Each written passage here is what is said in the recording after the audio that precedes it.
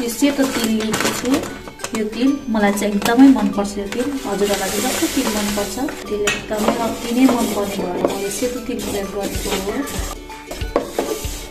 यसरी मैले चाहिँ ठुलै ग्यास लगाएको छु। ग्यासमा यसरी हल्का हल्का ब्राउन नहुन्जेल चाहिँ भुट्ने।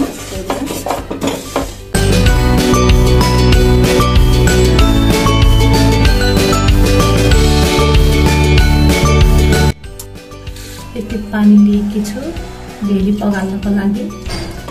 मैले चाहिँ भेलीलाई पहिले नै काटेर राखिसकेको थिएँ अनि मैले यसरी तातो भएको पेनमा खनाएर मजाले चलाइराखेकी छु। चलाइसकेपछि चाहिँ यसलाई टेस्ट गर्दै चलाउँदै गएछु जबसम्म माथि तर तप चुइने हुँदैन तबसम्म चाहिँ।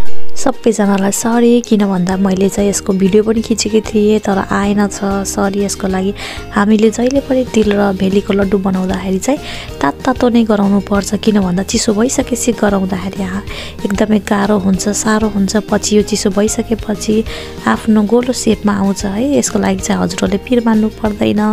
अनि मैले यसको साथसाथै चाहिँ यता साइडमा भुजाको लड्डुको लागि रेडी बनाइसकेको थिएँ। अनि मैले भेलीलाई अघि जस्तै गरेर तताएर भुजा राखेर राम्ररी चलाइराखेकी छु। ल हेर्नुहोस् त, यसरी चलाउने, सुस्त चलाउने।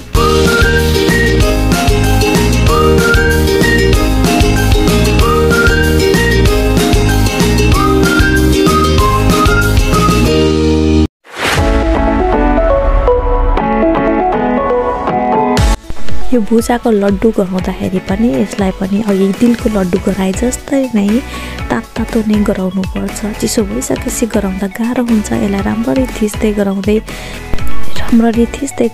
जानुपर्छ।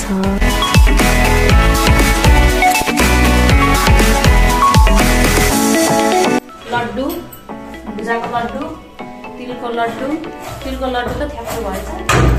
कस्तो छ? खाना आउनु छ है त, सबैजना माघे सङ्क्रान्तिमा।